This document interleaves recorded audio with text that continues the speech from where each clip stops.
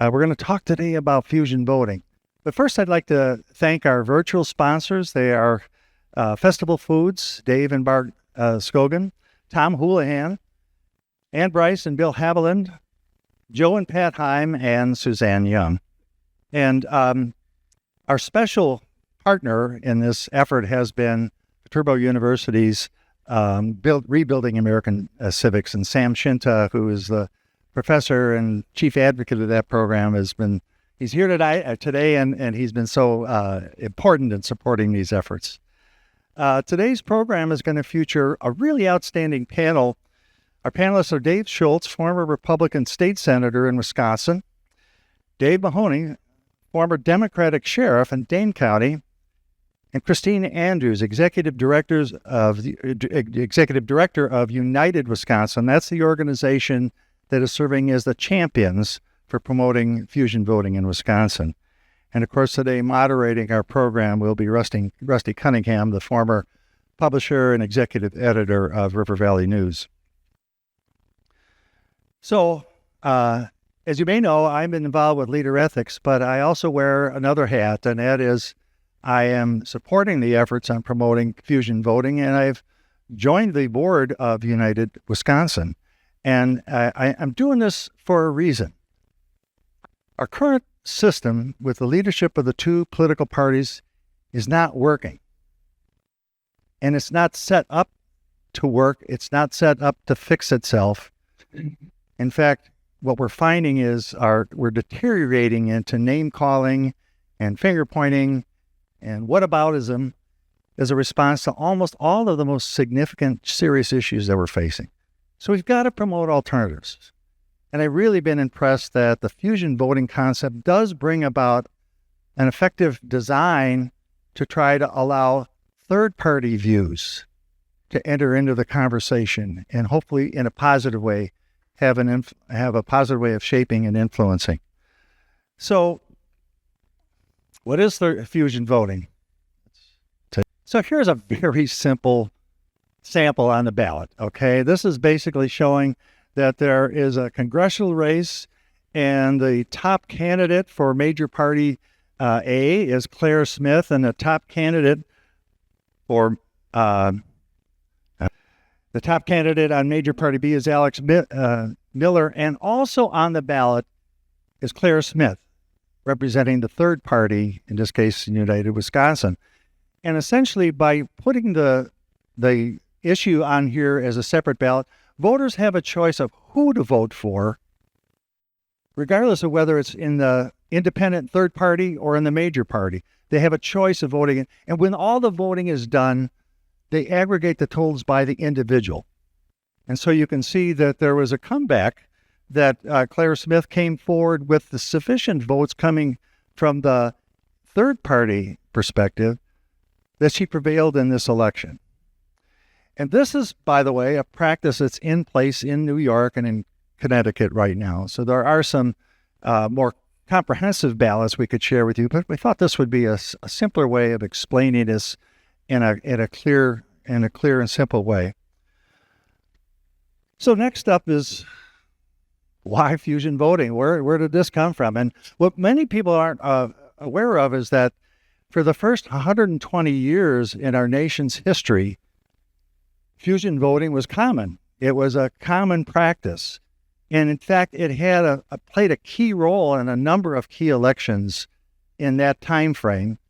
For example, few people are aware that when the Republican Party met, or was formed in Ripon, Wisconsin, there were a mix of free soilers, some Whigs, anti-slavery groups, and other fringe parties that came together, and they used fusion voting to form the Republican Party. Now, 11 years later, we had, at the end of the Civil War, we now had a whole new opportunity for individuals to join the ballot.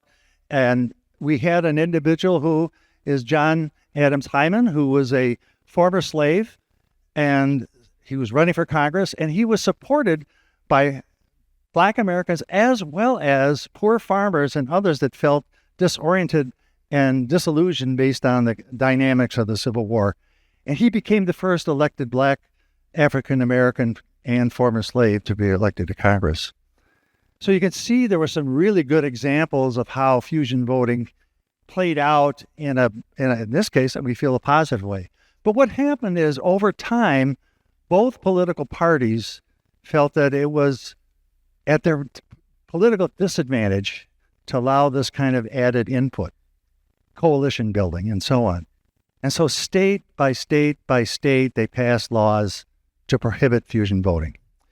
In the northern states, it tended to be the Republican Party that was voting that way, and in the southern states, it was the Democratic Party.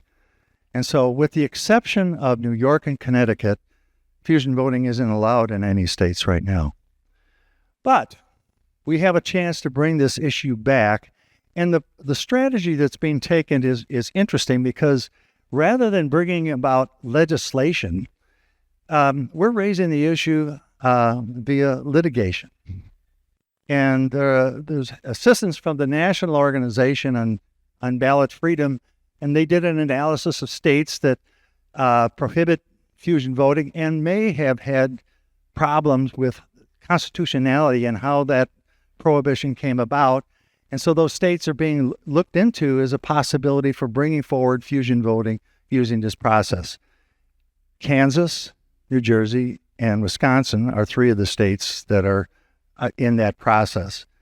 And the goal is this: we're filing a suit, and hopefully that suit can be appealed up through the state Supreme Court. And there are a number of factors in it. The one that strikes me most, I mean, when you have litigation, you have all these different things, hoping that if this one doesn't grab onto something, this one will. But the one that stands out for me is equal protection.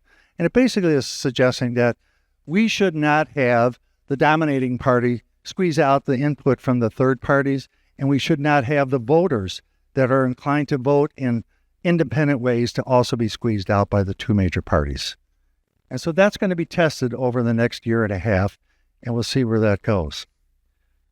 So at this time, it's time for a deeper dive into these issues, and I'm going to turn the program over to Rusty Cunningham, who's going to lead this moderated conversation and bring us that information. Rusty. Lee, thank you very much. It has not escaped notice, and frankly, it's more than fitting that we gather today on the 60th anniversary of a United States president from the Deep South signing the landmark Voting Rights Act.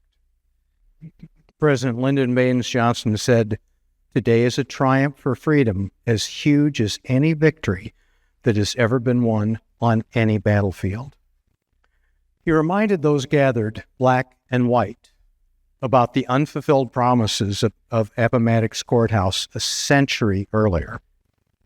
Fast forward to today, we have legislators from Texas to California racing each other to see who can grab as many seats through gerrymandering as they possibly can, meaning the elected officials are working to choose their voters as opposed to voters choosing their elected officials. We're blessed today with two longtime public servants, one a Republican, one a Democrat, who are united and working together for change as part of United Wisconsin. First question I have, and I'll ask each of them, but I'm going to start with David. After so many years serving in public roles, why are you working together on fusion voting? David? Thanks for being here today, because this is an important issue.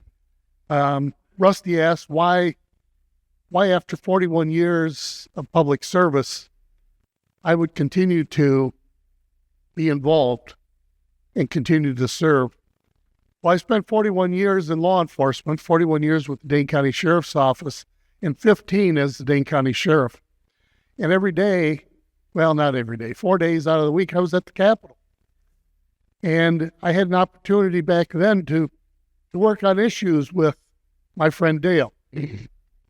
And as the years progressed, I watched our democracy being challenged. In talking to folks who felt that their voice was not being heard at the election box. Just this past weekend, I talked to my two sons about fusion voting, and I talked about voting in general, and both of them told me, I don't vote. I'm not going to vote because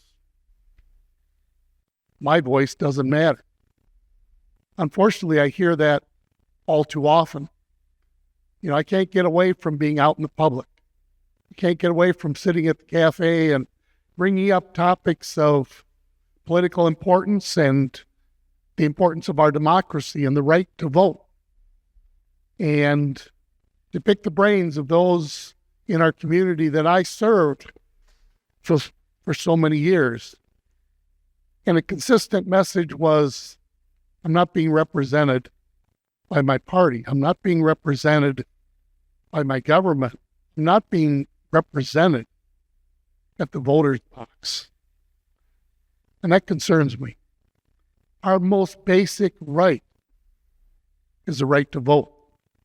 To vote for those who represent our ideals and what's important to our communities and to our families. Even more so in Wisconsin. There are two major parties. In Wisconsin, we don't bleed red and white or red and blue. And we bleed green and gold. We'll bleed even more on Saturday, the opening preseason game. But I'm concerned about our state and concerned about our country. And I'm involved because I believe in what we're doing together, what we are co-chairing. And I believe in the formation and what's to come of United Wisconsin. I can't walk away. I can't walk away because I care what's important to us as Wisconsinites. I care what's important to us as Americans. We have far more in common than we have separating us. And as recent as the last month and a half, as candidates start to emerge for Wisconsin's next governor, all I hear are war cries for the opposite side of the ticket. That's not what unifies us. What unifies us is we're Wisconsinites and the mission that we have ahead of us to continue to make Wisconsin great. So I look forward to serving you, continuing to serve you, because that's my mantra. David, thank you so much. Dale, same question for you. Why, at a time when you could have just said, I'm going to go do something else, you are continuing this kind of an effort to push democracy forward?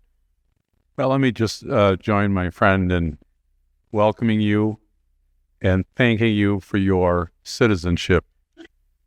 I'm here because of you.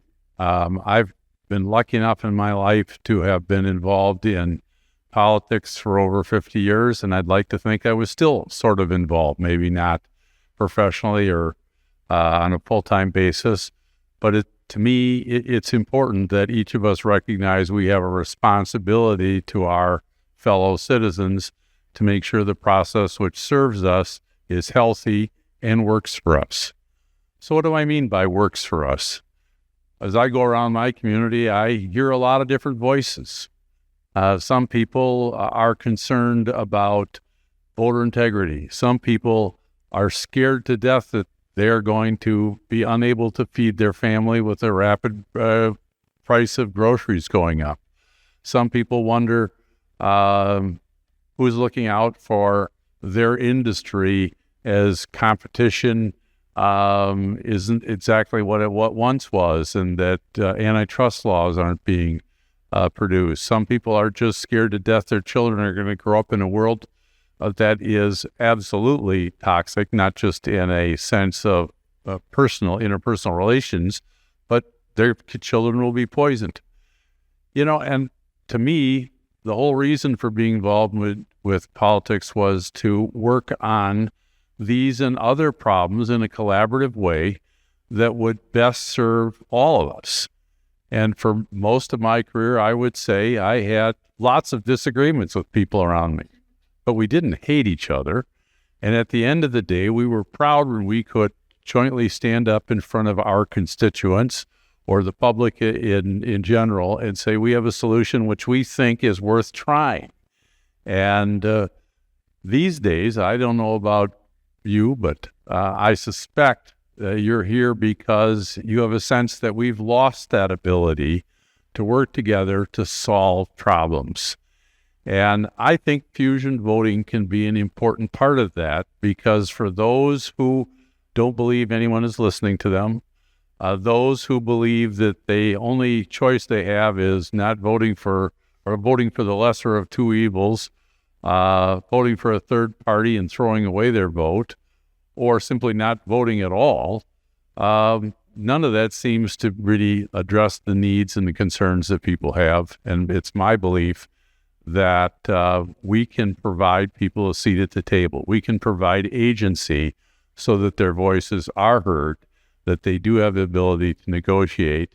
And the way we're going to do that is through fusion voting.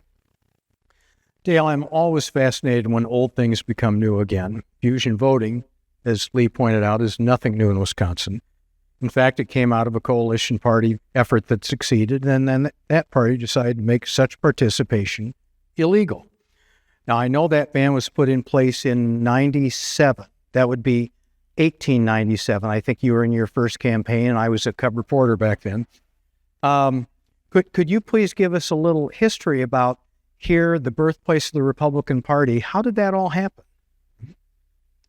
Well, I think that progress isn't always easy or smooth or unfrustrating.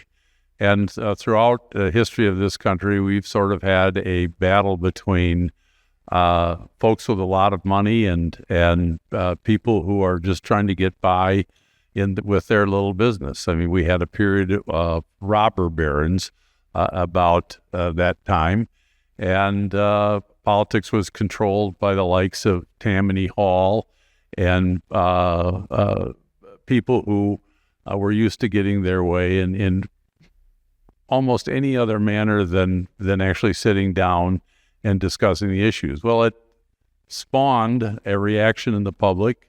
You saw more newspapers get started. You saw magazines get started. You saw people form political parties in order to advance their interests. And the parties that met in Ripon, Wisconsin, represented that diversity in our populace. And they thought, you know what? I'd rather take half a loaf or a slice of a loaf and face the future than to get nothing at all. And the way to do that is to come together and fuse our votes.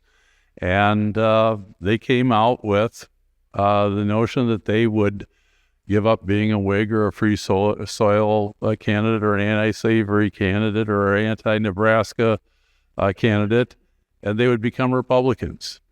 Well, arguably, it is the greatest political movement in the history of this country, given the fact that it has held power longer than any other political party.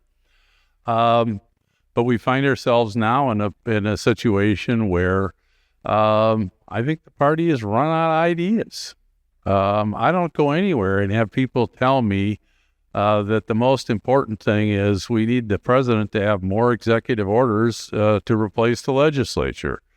I don't go anywhere where people suggest to me that the politicians should spend their time insulting one another and members of the general public, or threatening to arrest them, jail them, or that what's really needed is we should have a mass deportation of citizens. What people tell me is they want somebody to work on the issues, as I mentioned before, that really are meaningful to them. And I think that's the history of this country, repeatedly dissatisfaction being followed by people who invent ways to move forward. The progressives who replaced the oligarchies and the robber barons that we had before, advanced a lot of very attractive ideas that were very popular with the voters. And that's generally what happens is parties run out of ideas and something else new comes along that captures the public's imagination. Right now, people are just basically worried about the system, and what we're proposing is to get back to the things that we all kind of agree on, and first and foremost of that is the rule of law, our educational system, our environment, and what we're interested today in is hearing what you have to say, which is important for us who are proposing to start a political party if our lawsuit is successful.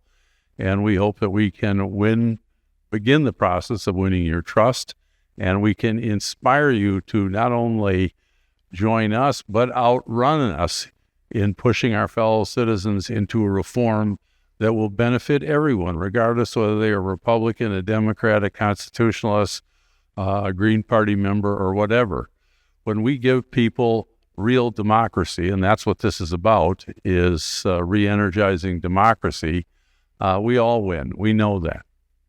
In that spirit of hearing from you, I think you all got some cards and hopefully a pen as you came in. In about 15 minutes, I'll ask for your comments. So at some point, if you want to pass them toward the aisle, I think Mike will help collect, bring them up, and on the fly, we'll see if we can get some of those questions in a few minutes. David, after serving more than 40 years in law enforcement, are you concerned about the rise in nastiness and political violence? And will fusion voting help calm things?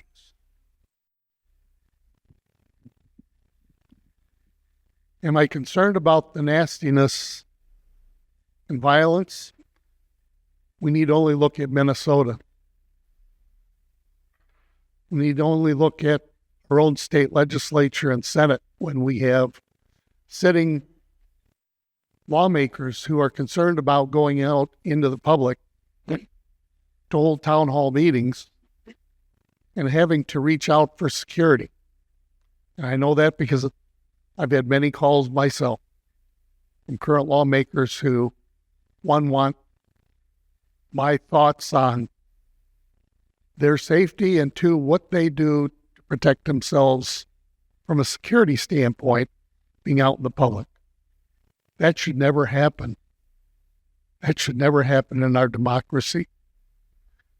When we hear elected officials say, you know, my opponent or the other side of the political party has done this to me, I can't wait to do this to them.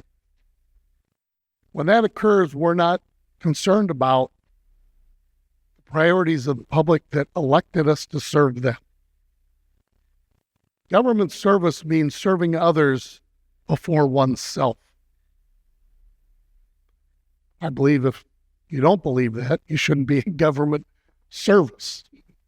You're there to serve yourself first. So I'm very concerned about the nastiness, the acts of violence, the demeaning of those on the other side of the political party. You know, I considered success in the 15 years as sheriff when I went out in the public and talked to people on both sides of the major political party, and we compromised to meet the needs of the public. That was success. I don't see that occurring in today's political process. Thank you. Dale, I'd like to better understand why seeking court action is the route that you've chosen. As a longtime legislator, are you suggesting that the two parties in power aren't likely to reform the system that works so well for them? Well, a friend of mine once quipped that the status quo exists because a lot of people like it that way. Well, a lot of people are the heads of both political parties. They only have to call each other names till people get sick of the other side and then give them another chance, and the merry-go-round goes around and around. The only thing that happens is the doom loop gets nastier and nastier, and it's not just confined to the political process. It chips away at the norms and the traditions of our society, where pretty soon the public resents each other, loses the ability to compromise and work together to get things done. So I think that both political parties, major political parties, are somewhat to blame for the situation we're in, and I don't think it's reasonable to expect that they're going to give up their power. But we have observed that the Constitution gives us certain rights, certain freedoms, and among them is free association. And we note that historically, fusion voting was a part of our history, and there's nothing in the Constitution that prohibits it. We're asking the justices to suggest that we have a right to fuse our votes. We have a right to support the candidates of our choice, whether they are part of another political party or not. And we believe that by doing that, we're going to deal those folks who are alienated back into the process, where they're going to have the opportunity to negotiate with others who may not be of their party they voted for on issues that are important. In other words, what we're suggesting is that many people want the right to support a candidate rather than a political party. And by supporting a candidate, they feel like they can have their voices heard when that candidate, as their agent, talks in the political process with the political actors. The Working Families Party in New York is a good example of that, where they can point to all kinds of successes they've had after elections with sitting down with the party that they fused with, through the common candidate, and negotiate a compromise. David, I'm curious from your perspective. LeaderEthics has led several forums about ranked choice voting. Do you consider fusion voting a complement to that or a competitor? I see it as a complement. It's not a competition. Ranked voting is not the same as fusion voting, in that you can have a major party identifying a candidate or siding with the priorities of a candidate, while that United Wisconsin, as an example, candidate may also identify. And that's where, by electing either one of those individuals on either party, along with the United Wisconsin candidate that identifies with Wisconsin values and priorities of our constituencies, those votes are fused to create a positive outcome. Terrific. Dale, you touched on this, but is fusion voting used in other states, and what is that experience telling us for Wisconsin? Well, I think that segues very well from what Dave was saying. Fusion voting is used in New York, which also uses ranked choice voting. And I don't see them in competition with each other. They are both reforms. And I'd like to see Wisconsin be noted again in this country for being a laboratory for democracy, for improving our governance. And by sponsoring this discussion, by stepping forward and filing this lawsuit and demonstrating that we're prepared to start a political party, we think we're in that great Wisconsin tradition of reform and improvement of government. And it's working well in New York.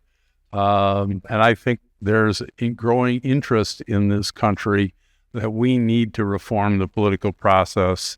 And we should be open to trying a number of different ideas. So we think we're actually helping ranked choice voting by adding another voice to the mix for reform. Thank you very much. For both of you, I'll start with David. Does the political climate today discourage citizen involvement and candidate recruitment, and will fusion voting help with that? Well, I believe that fusion voting will create some additional hope in the souls of our electorate. As I said early on, I hear from folks who believe they're not being represented, that they don't have a voice, that their vote won't matter. Nothing could be further from the choice. It won't change without every one of us being involved. So I believe that we're moving in the right direction, and I am actually energized by the direction that we're going. Well, I noticed something here today. Everybody had a smile on their face walking in here. They were excited to be here. I think that's hope, Dave. I think you said it very well. And I think that people were reaching out like they were reaching out to their neighbors. And I felt comfortable immediately. And you know what? That's a society I want to live in.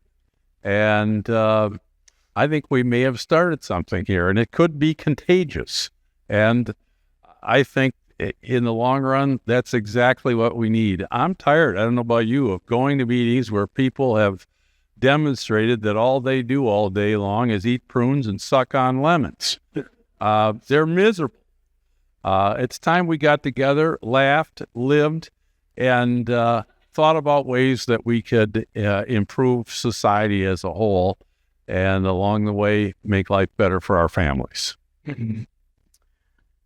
I have some really good questions that I want to get to from our audience. Here's one that suspiciously looks like it's written by a political scientist. We have a couple with us today. Where does the primary opposition of fusion voting come from? Well, the primary opposition comes from the two primary parties because they view this, I believe, view it as a threat to their political power. When in fact the power belongs to the people, doesn't belong to the party, doesn't belong to the party chair. It belongs to the citizens. Well, I know that because a number of you mentioned it, that you're aware that I spent some time working on the issue of gerrymandering with Tim Cullen. And we discovered that the people who objected to doing something about gerrymandering were folks that had all the power, and it was serving their interests pretty well. Well, I would submit to you that the current process of forcing everybody into a straitjacket of association with a party that they may not really agree with, and being forced to only have a meaningful choice in those two political parties because you're either not going to vote or you're going to be forced to vote for somebody who doesn't have a chance.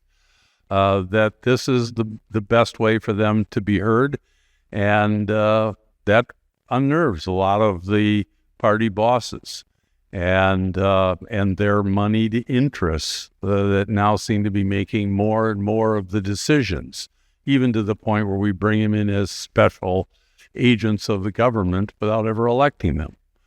Or without taking them through a normal vetting process for hiring. So I think that,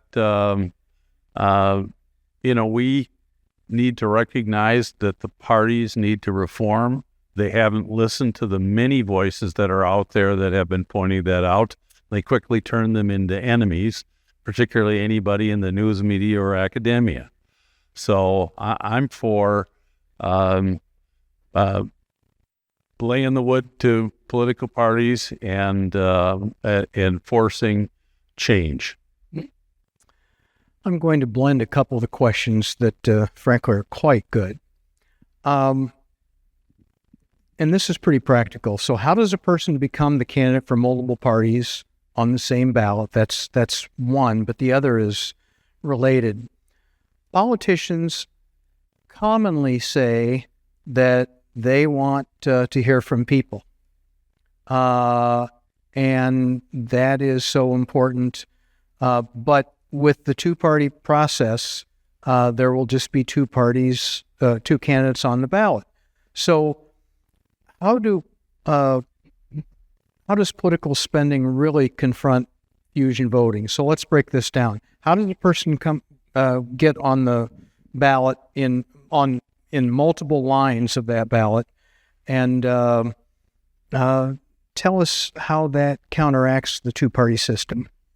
Well, the first thing that you need to understand is we're beginning a discussion by our actions. Obviously, if the court says we're right in the Constitution, it gives us certain rights, and that they want to make that a reality, their people are going to have some say. The courts will obviously have some say in how we bring this about. My guess is the political process would be seeking to have some input into the process. And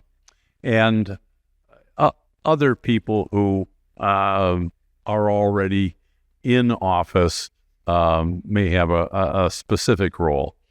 And I think it's important that we recognize that we have to be prepared to listen to others around us and move forward a program that will work. And it will likely be different state to state because elections are creatures of the states. And with the exception of like the voting rights and certain national laws that give citizens rights, one man, one vote, for example. I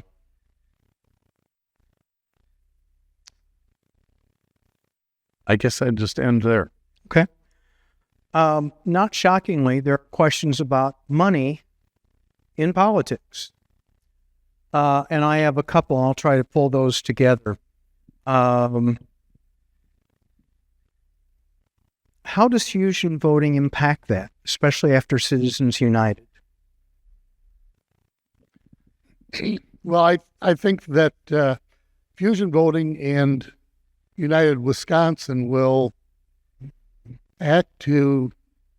serve to tone down some of the violence and negative rhetoric on both sides, and in essence wake up the two political parties that the citizens are speaking to priorities, not to their respective political parties. I think it will take every one of us to diminish the monies that are impacting politics today. When in fact, at the national level, you have to be a millionaire to run for office. And when you leave office, you're a multi-millionaire. In my mind, that's wrong. Again, the right mindset for somebody entering government service at the local, state, or national level is service. Service to others before oneself. And sometimes that results in sacrifice for the better good and impacting the monies that are in politics today. There literally is not a day that goes by that, whether it be through social media or the phone or text message, I'm not hit up with a request for money. And I've been retired, well, not retired.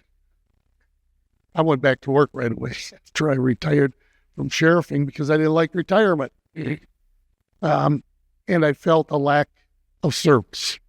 Again, it's part of my DNA. But not a day goes by that we were not being hammered with a request for money.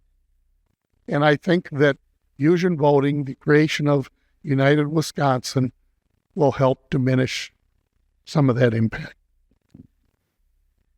Money's the problem. There's just no question about it. It's why we have a wonderful movement going on nationwide that I support, the move to amend. I don't know that fusion voting is going to directly eliminate the problem with money in our elections. You know, it wasn't that long ago when a president left office by the name of Harry Truman. He and his wife packed all their belongings in a station wagon and drove home. That was the end of it. Now we got to have a presidential library, which I basically support libraries. I don't think that's a bad thing. I think it's actually a fairly decent tradition. But I don't know anybody other than the current president who thinks they ought to get $1 billion airplane with $1 billion refurbishment to take home as their own. I don't know anybody who thinks it's a good idea for legislators to be able to trade stocks with the information that they're privy to, or presidents to be able to hide what's actually going on in the businesses they control. We did have a tradition in this country. We did have some guardrails which people had confidence in, but they're gone. But let me just say this. I don't know that there's a silver bullet out there. I think that it's true that there's a broad consensus in our society that money is a problem, and it's going to take some smart people sitting down and working on it, like the folks who are involved in Move to Amend, like Senator Feingold and McCain, who wanted to harness it. The first bill I put on the floor of the state Senate when I became majority leader was campaign finance reform that was sponsored by Senator Ellis and Erpenbach, a compromise. I don't know that what we put in place won't have to be refreshed from time to time, but I do know this.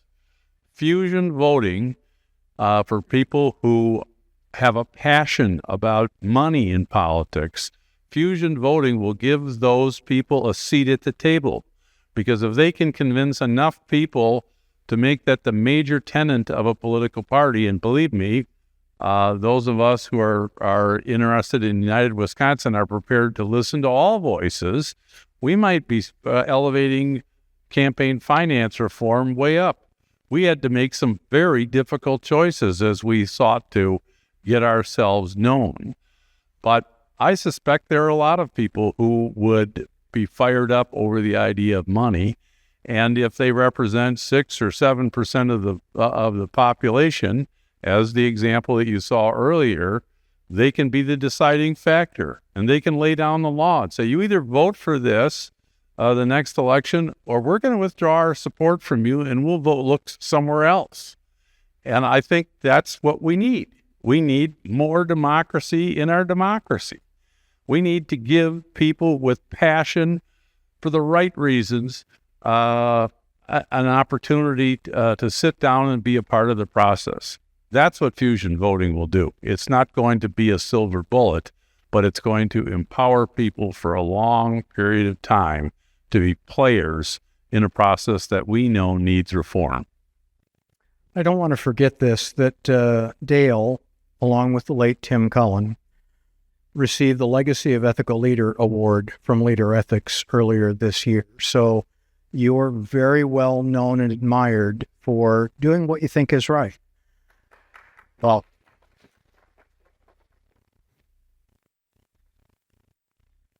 it was indeed an honor, and I thank those of you who have been a driving force in the state for ethics, for leadership. But more importantly, I thank those people who spent time molding what has been of interest to me and where I've poured my energies. People just like you who are here, who are making your voices heard. It does matter to true public servants when they hear people, and we do try our best to chart a course that shows that we really do care. I've had a chance to watch my friend Dave and what he's done in what has been an increasingly contentious situation for law enforcement demonstrate progress is possible when you're a good listener and you follow it up with the kinds of actions that bring people together that doesn't divide them. in fusion voting, a candidate needs to appeal to more than one party if there are several parties that have a role on the ballot. So you two, again, are terrific at working across the aisle, listening to voters, but does fusion voting force some candidates to say, maybe I need to appeal to more than just my base? Well, I would hope that the candidate is true to themselves and that the the positions that they take are their true beliefs, so that when they are meeting with the public sees them for who they are and the priorities that they believe that they reflect from the community. The threat is to the two major parties. They will definitely see, or I believe they will see this as a threat, and it might actually bring some common sense into the positions of both major parties and moderate them, and certainly the rhetoric that they send out to their members and constituents. You know, the greatest part of running for office is being in the public, hearing from the public what your priorities are, and not parroting the beliefs of the community, but to reflect the priorities of the community. You know, as a police officer, as a police leader in Dane County, my priorities were not Dave Mahoney's priorities. The policing that the sheriff does in La Crosse is not the sheriff's, they're the communities. Or should be, all across this country. Go ahead, Dale. Is it going to get candidates to try to have broader appeal and work with different people in different parties? I agree with everything that Dave said. But you know what? Listening to people and recognizing that sometimes the other guy's right is an important part of life. John Maynard Keynes once said, when confronted with new information and facts, I sometimes change my mind. And you, sir? Mm-hmm. I'd like to think that the political process gives me an opportunity to teach some people some things about my experiences and things I know. But I also cherish the fact that it gives other people that same opportunity and might make me change my mind, be a better person, or find a new way forward.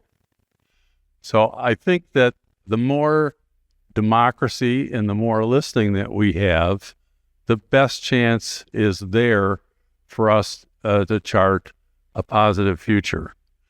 When we eliminate people's opportunities to participate in a meaningful way, I think it's easy for the merchants of hate and demonization to have their way. The best thing that we can do to threaten that regime is to come together, discuss issues, become friends, enjoy life, and show people that there is a different way forward. And again, that's where you come in. I hope that what comes out of this is a renewed passion for citizenship. And I know I'm talking to a special group of people because you wouldn't be here if you didn't already have those seeds. But what Dave and I are hoping as we go around and talk to people is that you're going to become the leaders. I watched this happen with Tim Cullen as we went around the state. Pretty soon people were so far ahead of us, we were scrambling to keep up. And that there were more people out there talking about what gerrymandering was and how it was hurting people and how it was the worst form of rigging elections.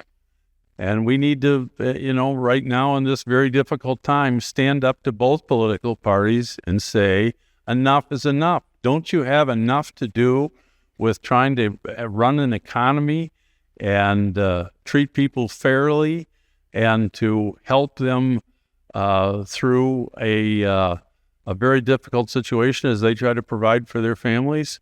If we all stand together, we can be a very powerful voice, but it means that each and every one of you has to find, you don't have to be everything for fusion voting, but if there's something that needs to be done. I had one guest say to me when I walked in here, we need a 5-minute elevator speech. You got to give that to me. I thought, you know what? That's a great idea. And I hope you'll take that on as a charge with maybe 1 or 2 other people. And if we do that, we're going to advance the cause. So I invite you to join us.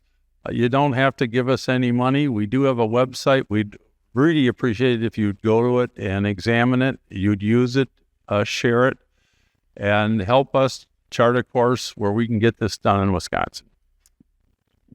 And have a conversation with your neighbors.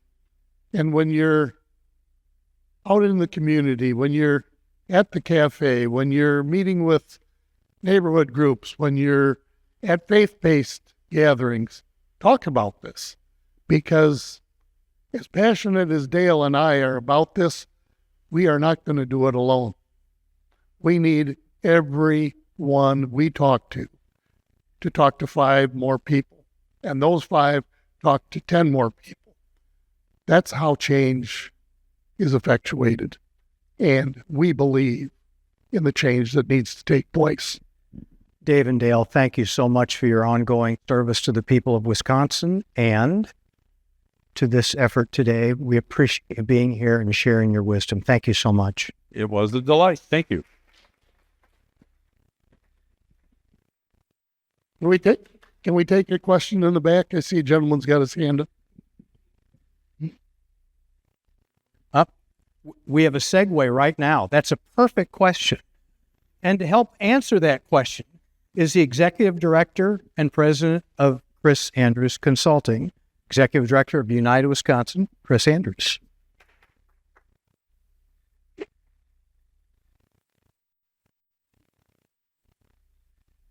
Yeah, microphone.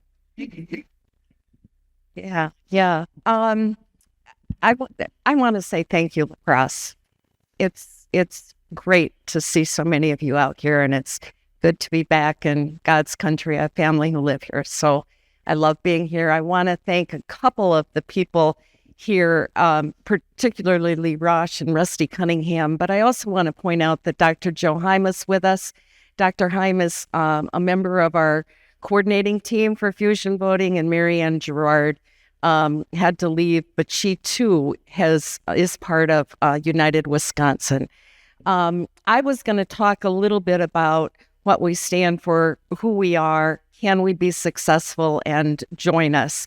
And I think that you've pretty much heard who we are. We're statewide. We have a statewide membership.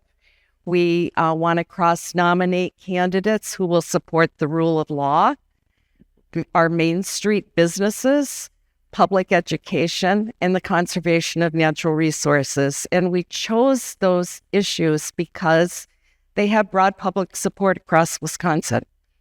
They have always been issues that we have dealt with on a bipartisan basis. Someone mentioned McCain-Feingold, Knowles Nelson, the conservation plan. They have never been partisan issues. We were the first to have a kindergarten in the country here in Wisconsin. And so they have broad public support.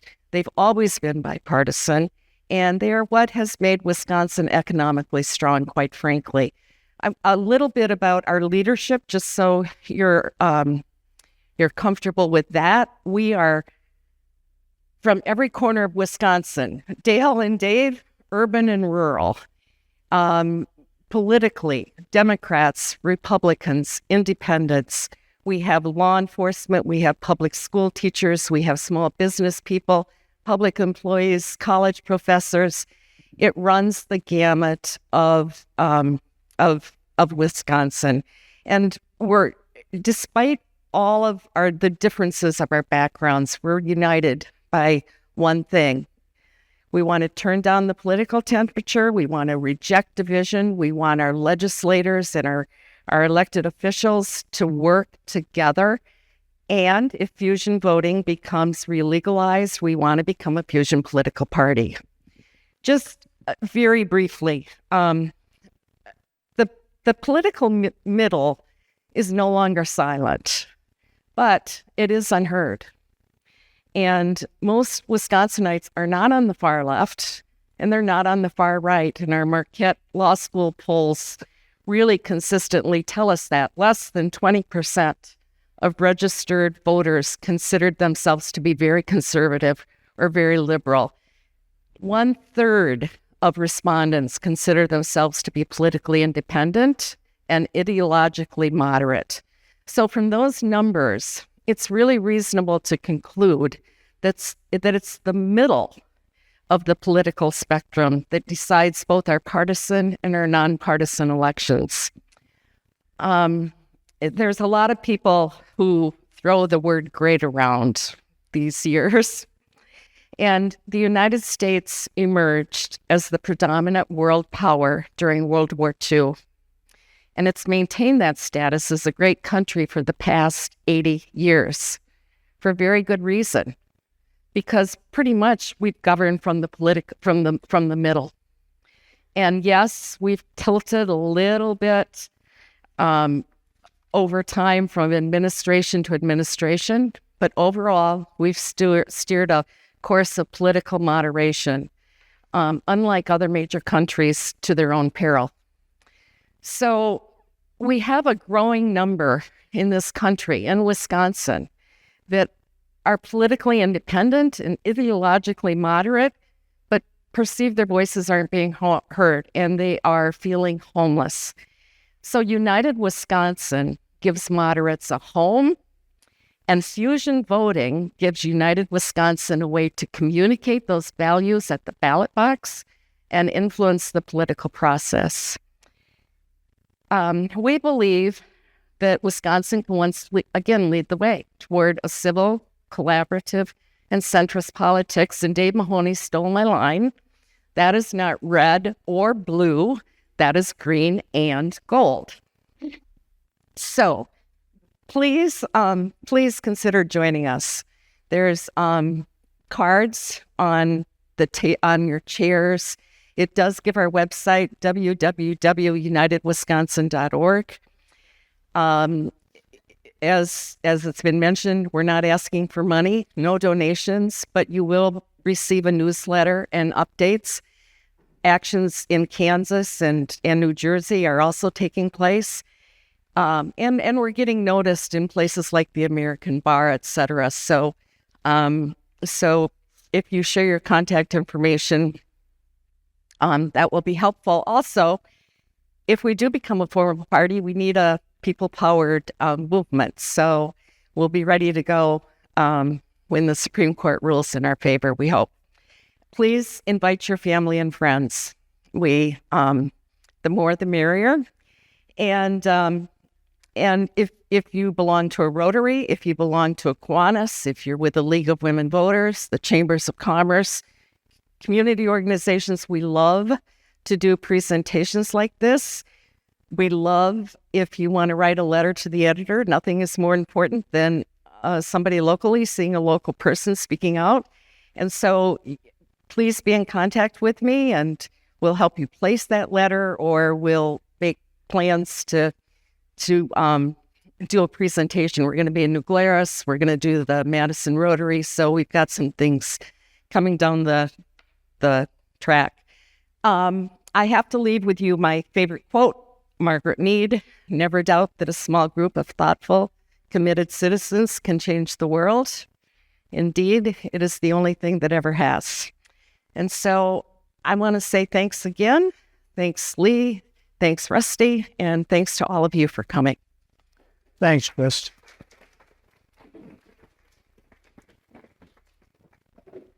And to wrap up today, please join me in welcoming back the founder and executive director of LeaderEthics, Lee Rasch.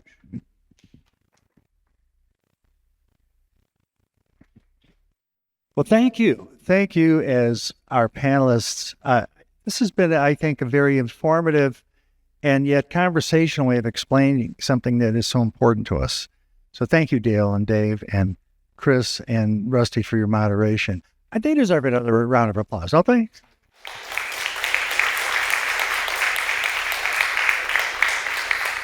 So finally, I just want to give you a preview of our next Leader Ethics program. It is on September 17th It will be in a partnership with Viterbo University. We have a long list of sponsors, community organizations like the Chamber of Commerce and Great Rivers United Way, statewide organizations like the Wisconsin Broadcasters Association or the Wisconsin Newspaper Association. I'm leaving some off. But the topic is going to be the changing landscape of local media.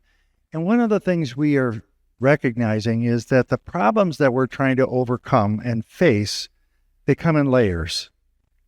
And one of the significant layers has to do with the declining support and the utilization of resources for local media and how that exposes us to increased misinformation that affects us all, including in our communities. So this will be a great program. I encourage you to put it on your calendar, and I hope to see you there. Once again, thank you for taking time out of your schedule in this summer. Enjoy the rest of your day. Thank you. Target.